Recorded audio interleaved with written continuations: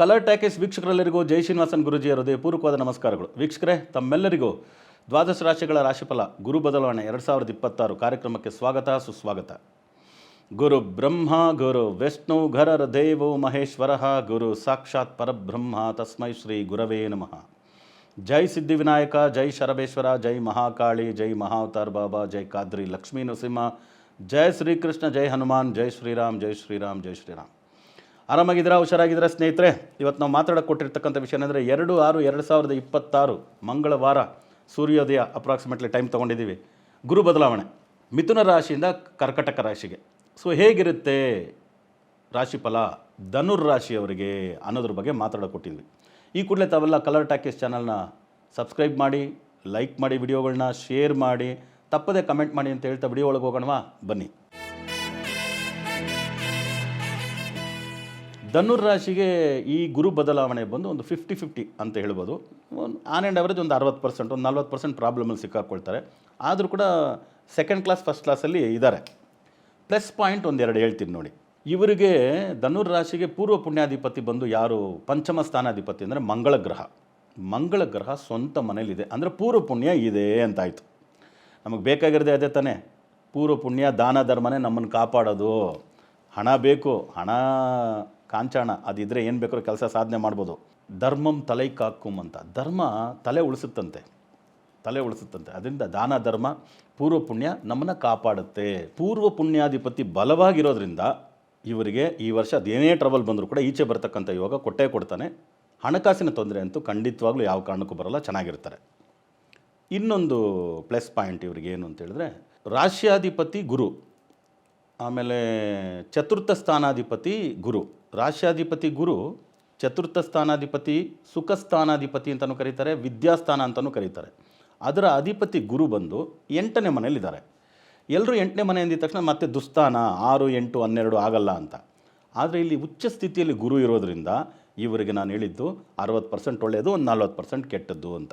ಅದರಿಂದ ಅಲ್ಲಿ ಕೂಡ ಒಂದು 40-60% ತಗೋಬೋದು. ಇನ್ನು ಮೈನಸ್ ಪಾಯಿಂಟಲ್ಲಿ ಅಂತ ಬಂದ್ವಿ ಅಂದರೆ 3ನೇ ಮನೇಲಿ ರಾಹು, 9ನೇ ಮನೇಲಿ ಕೇತು, 4ನೇ ಮನೇಲಿ ಶನಿ. ಅದು ಅರ್ಧ ಅಷ್ಟಮ ಅಂತ ಹೇಳಿ ಅಂದ್ಕೊಳ್ತೀರಾ. ಅರ್ಧ ಅಷ್ಟಮ ಅಂತ ಅಂದ್ಕೊಳ್ಬೇಕಾದ ಅವಶ್ಯಕತೆ ಇಲ್ಲ. ಯಾಕೆಂದರೆ 2, 3ನೇ ಅಧಿಪತಿ 4ನೇ ಮನೇಲಿರೋದ್ರಿಂದ ಧನುರ್ ರಾಶಿಗೆ ಅಷ್ಟು ಅರ್ಧ ಅಷ್ಟಮ ಕೆಟ್ಟದ್ದು ಮಾಡಲ್ಲ. ಈಗ ಪ್ಲಸ್ ಪಾಯಿಂಟ್ ನೋಡೋಣ. ಪೂರ್ವ ಪುಣ್ಯ ಸ್ಥಾನಾಧಿಪತಿ ಚೆನ್ನಾಗಿದ್ದಾರೆ. ರಾಶ್ಯಾಧಿಪತಿ ಸುಖ ಸ್ಥಾನಾಧಿಪತಿ, ರಾಶ್ಯಾಧಿಪತಿ ಸುಖ ಸ್ಥಾನಾಧಿಪತಿ 8ನೇ ಮನೇಲಿದ್ದರೂ ಉಚ್ಚ ಸ್ಥಾನದಲ್ಲಿದ್ದಾರೆ ಅನ್ನೋದ್ರಿಂದ ಏನು ಪ್ಲಸ್ ಪಾಯಿಂಟ್ಸ್ ನಡಿಬೋದು. ಫಸ್ಟು ಎಜುಕೇಷನ್ ವಿಷಯವಾಗಿ ತೊಗೊಂಬಂದ್ಬಿಡೋಣ.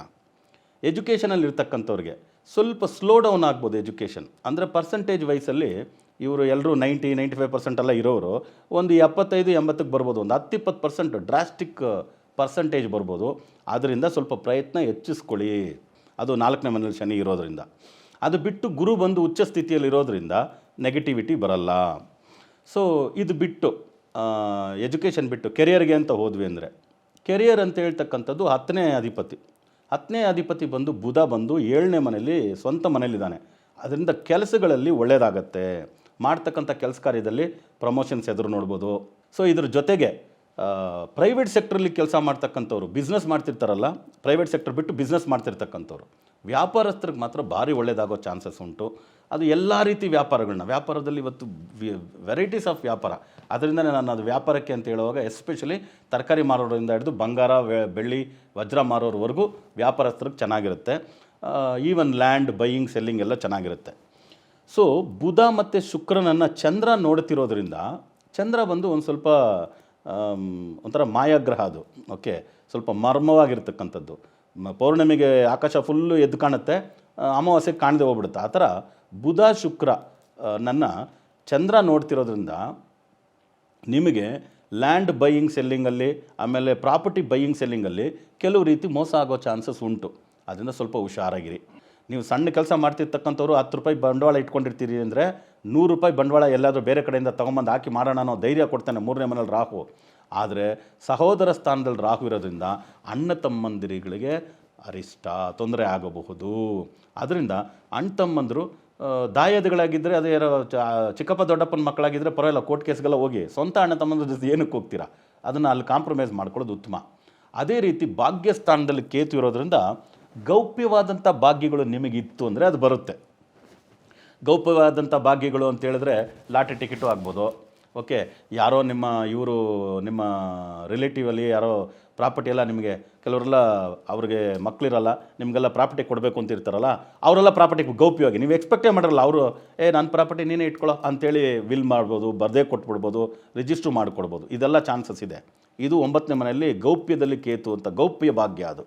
ಯಾಕಂದರೆ ಕೇತು ಒಂದು ಗುಪ್ತ ಗ್ರಹ, ಅದು ಒಂಥರ ಬಾಲ ಅಲ್ವಾ. ಕೇತು ಅಂದರೆ ಬಾಲ ಮುದುರ್ಕೊಂಡಿದ್ರೆ ಎಷ್ಟು ಉದ್ದ ಇದೆ ಅಂತ ಎಲ್ಲಿ ಗೊತ್ತಾಗುತ್ತೆ, ಎಷ್ಟು ಅಡಿ ಅಂತ ಗೊತ್ತಾಗುತ್ತೆ, ಆ ರೀತಿ. ಸೊ ಆದರೆ ತಂದೆಗೆ ಇದು ಅರಿಷ್ಟ. ಯಾಕಂದರೆ ಭಾಗ್ಯಸ್ಥಾನ ಅನ್ನೋದು ಪಿತೃಸ್ಥಾನ ಅಂತಲೂ ಕರೀತಾರೆ. 9ನೇ ಮನೇಲಿ ಕೇತು ಇರೋದ್ರಿಂದ ಧನುರಾಶಿಯಲ್ಲಿ ಹುಟ್ಟಿರ್ತಕ್ಕಂಥ ತಂದೆ ಅವರಿಗೆ ಸ್ವಲ್ಪ ತೊಂದರೆಗಳಾಗಬಹುದು. ಆಲ್ರೆಡಿ ಅಣ್ಣ ತಮ್ಮಂದ್ರಿಗೆ ತೊಂದರೆ ಅಂತ ಹೇಳಿದ್ದೀನಿ, ಆಮೇಲೆ ತಂದೆ ಜೊತೆ ಲಿಟಿಗೇಷನು ಅಂತ ಹೇಳಿದ್ದೀನಿ. ಅಣ್ಣ ತಮ್ಮಂದ್ರ ಜೊತೆ ಲಿಟಿಗೇಷನ್ ಮಾಡಿಕೊಂಡು, ಅಪ್ಪನ ಜೊತೆ ಲಿಟಿಗೇಷನ್ ಮಾಡ್ಕೊಂಡು ಏನು ಜೀವನ ಅದು ಅಲ್ವಾ. ಅದರಿಂದ ಎಷ್ಟೇ ಲಕ್ಷ ಬಂದರೂ ಎಷ್ಟೇ ಕೋಟಿ ಬಂದರೂ ವ್ಯರ್ಥನೇ. ಸೊ ಇದರಿಂದ ಏನಾಗ್ಬೋದು, ಅಣ್ಣ ತಮ್ಮಂದ್ರಿಗೆ ಆರೋಗ್ಯ ಪ್ರಾಬ್ಲಮ್ ಬರ್ಬೋದು, ಆಯುಷ್ಯ ಕಂಟಕಗಳು ಬರ್ಬೋದು, ತಂದೆಗೆ ಆಯುಷ್ಯದ ಕಂಟಕಗಳು ಬರ್ಬೋದು. ಅದರಿಂದ ಅವ್ರ ಜೊತೆಲ್ಲ ರಿಲೇಷನ್ಶಿಪ್ ಚೆನ್ನಾಗಿ ಮೇಂಟೈನ್ ಮಾಡಿ.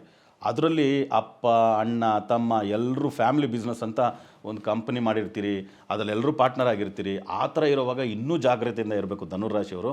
ಇಲ್ಲಾಂದರೆ ಇದೇ ನಿಮಗೆ ಮುಳುವಾಗಿ ಎಷ್ಟೋ ಒಳ್ಳೊಳ್ಳೆಯದೆಲ್ಲ ದುಡ್ಡು ಕಾಸು ವ್ಯವಹಾರ ಎಲ್ಲ ಚೆನ್ನಾಗಿದ್ದರೂ ಕೂಡ ಇದು ನಿಮಗೆ ಮನಸ್ಸು ನೋಯಿಸ್ತಕ್ಕಂಥ ವಿಷಯಗಳು ಆಗಬಹುದು. ಅದರಿಂದ ಸ್ವಲ್ಪ ಹುಷಾರಾಗಿರಿ.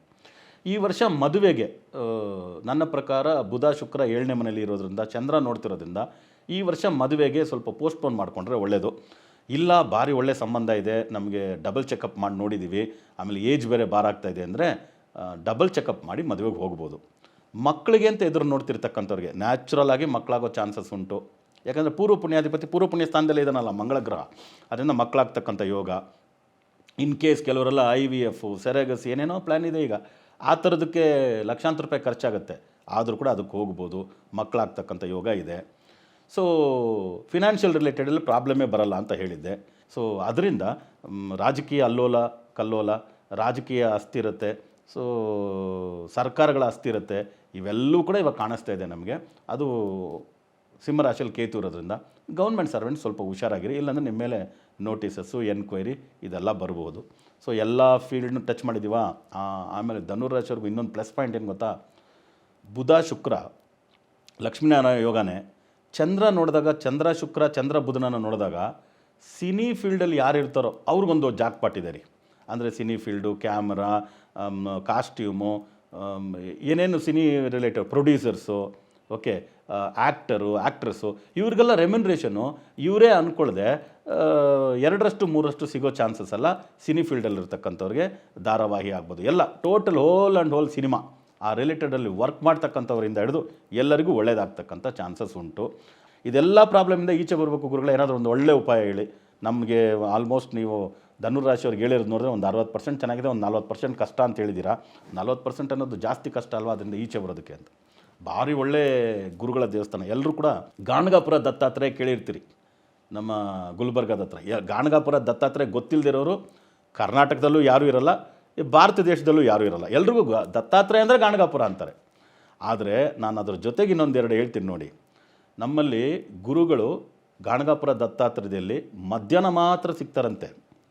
ಅದಕ್ಕೆ ಒಂದು ಕರಿ ಅಂತ, ಯಾವುದೋ ಒಂದು ಕರಿ ಅಂತ ಬರುತ್ತೆ ಪದ, ಅದು ಭಿಕ್ಷಾಟನೆ ಮಾಡ್ತಕ್ಕಂಥ ಒಂದು ಕಾರ್ಯಕ್ರಮ.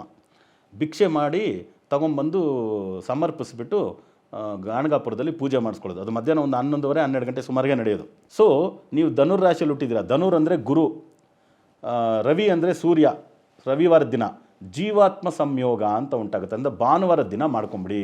ಇದೊಂದನ್ನು ಮಾಡ್ಕೊಂಡ್ರಂದರೆ ಒಳ್ಳೆ ವಿಷಯಗಳೆಲ್ಲ ಹೆಚ್ಚುತ್ತೆ. ಇನ್ನೂ ಏನಾದ್ರು ನಿಮಗೆ ಕೆಟ್ಟದ್ದು ನಡಿಬೇಕಂದ್ರೆ ಅದು ಕಮ್ಮಿ ಆಗುತ್ತೆ. ಅದೇ ರೀತಿ ನಡೀಲಿ ಅಂತ ನಾವು ಸಿದ್ಧಿವಿನಾಯಕ ಶರಬೇಶ್ವರನಲ್ಲಿ ಪ್ರಾರ್ಥನೆ ಮಾಡ್ತಾ ಮತ್ತೆ ಹೊಸ ವಿಡಿಯೋಗಳೊಂದಿಗೆ ತಮ್ಮನ್ನು ಭೇಟಿ ಮಾಡ್ತೀನಿ. ಅಲ್ಲಿವರೆಗೂ ಆರಾಮಾಗಿರಿ, ಹುಷಾರಾಗಿರಿ ಅಂತ ಹೇಳ್ತಾ ತಮ್ಮಿಂದ ಬಿಡುಗಡೆ ತಗೊಳ್ತಿರೋದು ತಮ್ಮೆಲ್ಲರ ಜಯ ಶ್ರೀನಿವಾಸನ್ ಗುರುಜಿ. ಲೋಕ ಸಮಸ್ತ ಸುಖಿನೋ ಭವಂತು, ಸರ್ವೇ ಜನ ಸುಖಿನೋ ಭವಂತು, ವಸುದೈವ ಕುಟುಂಬಕಂ.